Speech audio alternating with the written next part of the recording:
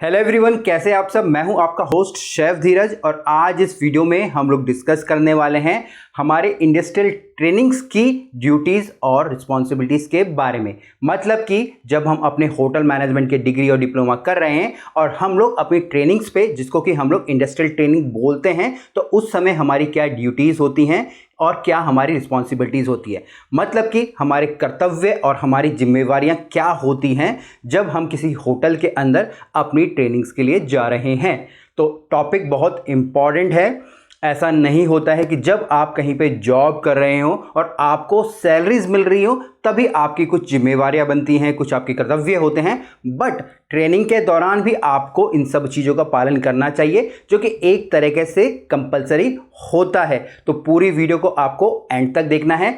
यहाँ पे 8 पॉइंट्स मैं आपको बताने वाला हूँ जो कि आप लोगों को फॉलो करने हैं अपने इंडस्ट्रियल ट्रेनिंग्स के दौरान, ताकि आप भी अपनी जो इंडस्ट्रियल ट्रेनिंग को सक्सेसफुली कंप्लीट कर पाओ। वीडियो में मैं आगे बढ़ूंगा, सबसे पहले आप लोगों को मैं बताना चाहूंगा हमारी एक ऐप है जिसका कि नाम है IHM गुरुकुल, जो कि आप गूगल प्ले स्टोर से डाउनलोड कर सकते हैं। यहाँ पे आप लोगों को ढेर सारी इंडस्ट्रियल ट्रेनिंग से रिलेटेड बुक्स मिल जाती हैं, आपको कोर्सेज मिल जाते हैं जो कि आप ले सकते हो और अपने आगे के कैरियर के लिए जो भी आपको स्किल्स चाहिए, चाहे रेसिपी से हो, आपकी पर्सनैलिटी डेवलपमेंट से हो, वो सारे के सारे वहाँ से ईजिली सीख सकते हो।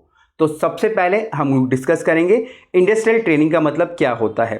इंडस्ट्रियल ट्रेनिंग का मतलब होता है कि आपको होटल के बीच में रहकर ट्रेनिंग दी जाए, इंडस्ट्री की ट्रेनिंग दी जाए, जो कि सेम काम आपको बाद में जॉब पे करना हो उसका एहसास आपको जॉब में आने से पहले ही दिलाया जाए। तो ये एक स्मॉल आप बोल सकते हैं डेफिनेशन थी हमारे इंडस्ट्रियल ट्रेनिंग की। अब इंडस्ट्रियल ट्रेनिंग किसी भी डिपार्टमेंट में हो सकती है, चाहे वो सर्विस हो, किचन हो, हाउसकीपिंग हो, फ्रंट ऑफिस हो, बार हो।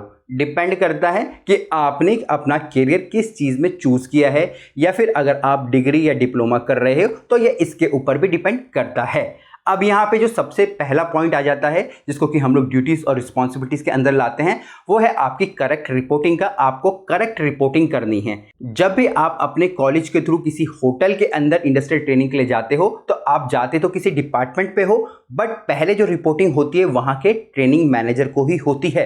तो आप लोगों को पहले अपने ट्रेनिंग मैनेजर को ही रिपोर्ट करना है। डायरेक्ट जाके आपको किचन में शेफ के सर पे या सर्विस डिपार्टमेंट में F&B मैनेजर के सर पे नहीं खड़े हो जाना है। आपको सबसे पहले ट्रेनिंग मैनेजर के पास ही जाना है। उसके बाद ही वो आपको असाइन करेगा कि आप किस डिपार्टमेंट के लिए हो, या जो भी आपके कॉलेज के द्वारा वहाँ पे इंस्ट्रक्ट किया गया होगा।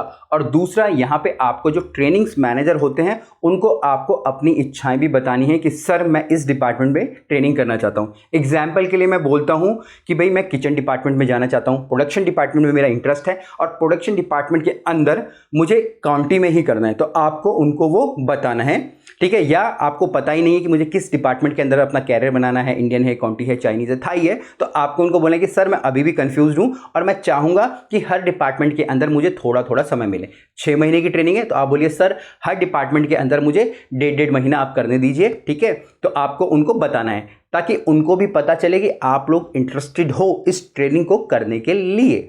दूसरा पॉइंट यहाँ पे आता है, आप लोग पंक्चुअल होने चाहिए। चाहे आप अपने ट्रेनिंग मैनेजर के पास जा रहे हैं या आप अपने डिपार्टमेंट के अंदर जा रहे हैं। अगर आपकी ड्यूटी 7 बजे लगाई गई है तो आपको 7 बजने से कुछ समय पहले, 15 से 20 मिनट पहले ही आ जाना है। अगर आपकी आफ्टरनून ड्यूटी है तब भी आपको समय पे आना है। इवन अगर आपकी नाइट ड्यूटी भी लगी है, अगर अलाउ करती है आपकी जो इंस्टीट्यूट या आपका होटल ट्रेनिंग को नाइट ड्यूटी करना, तो आपको पंक्चुअल होना पड़ेगा।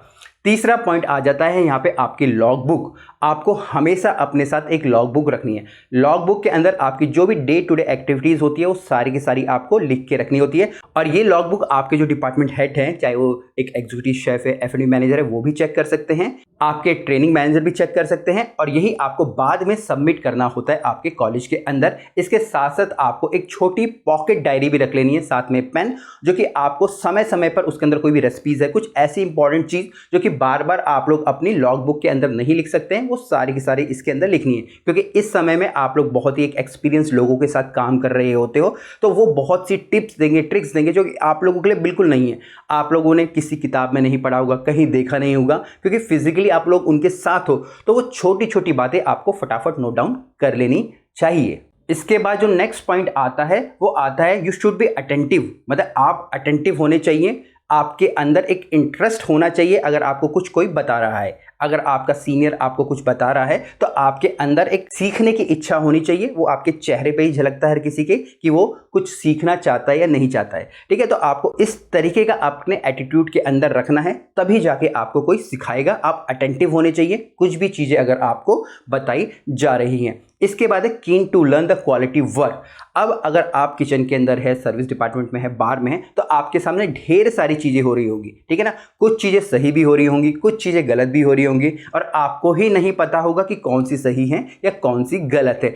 तो यहाँ पे you should be open minded. आप ओपन माइंडेड होने चाहिए, आपको हर चीज़ों को अच्छे से समझना है। ठीक है, बट यहाँ पे जो क्वालिटी वर्क है उसको ही आपको ऑब्टेन करना है, या वही चीज़ें आपको समझनी है और फ्यूचर में उन चीज़ों को आपको अप्लाई करना है जब आप जॉब पे जाओगे। इसके बाद नेक्स्ट पॉइंट आ जाता है, you should be respectful to your senior staff. अब आप जब काम कर रहे हैं, आपके साथ वहाँ पे एग्जीक्यूटिव शेफ भी होगा, कॉमी शेफ भी होगा, बार में है तो आपका बार मैनेजर होगा, स्टूवर्ड होगा, तो you should be give respect to them, क्योंकि आपको वहाँ पे काम सीखना है। हो सकता है कि किचन में बोला जाता है कि भाई कोई गालियाँ दे रही है, बट आपको वो सारी चीज़ें ज़्यादा ध्यान में नहीं देनी है।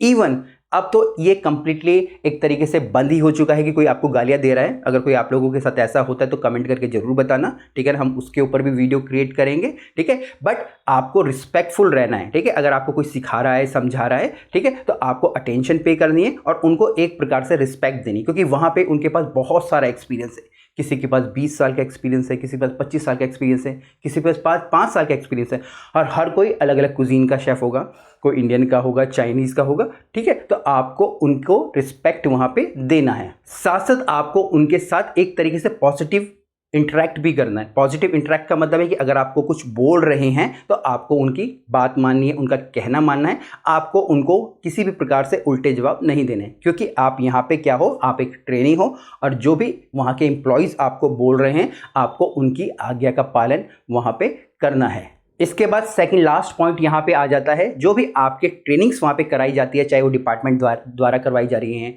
या ट्रेनिंग मैनेजर द्वारा करवाई जा रही है, आपको सारी की सारी अटेंड करनी है, क्योंकि वो सारी की सारी कहाँ पे आपके जो एक कार्ड बनेगा, रिपोर्ट कार्ड बनेगा, आपकी लॉग बुक्स बनेगी, सब की सब उसके अंदर जाने वाली है।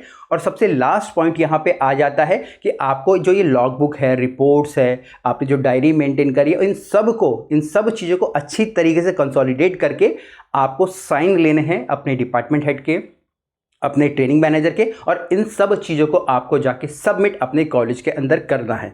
तो यही एक प्रॉपर प्रोसीजर होता है एक इंडस्ट्रियल ट्रेनिंग करने का, और इससे आप लोग बहुत एक्चुअली में सीख भी पाओगे अगर ये सारी चीज़ें आप फॉलो कर रहे हो। उम्मीद करता हूँ वीडियो आपको अच्छी लगी होगी। कुछ भी क्वेश्चन हो कमेंट्स नीचे जरूर लिखिएगा। फिर मिलेंगे एक नए वीडियो में, तब तक के लिए जय हिंद।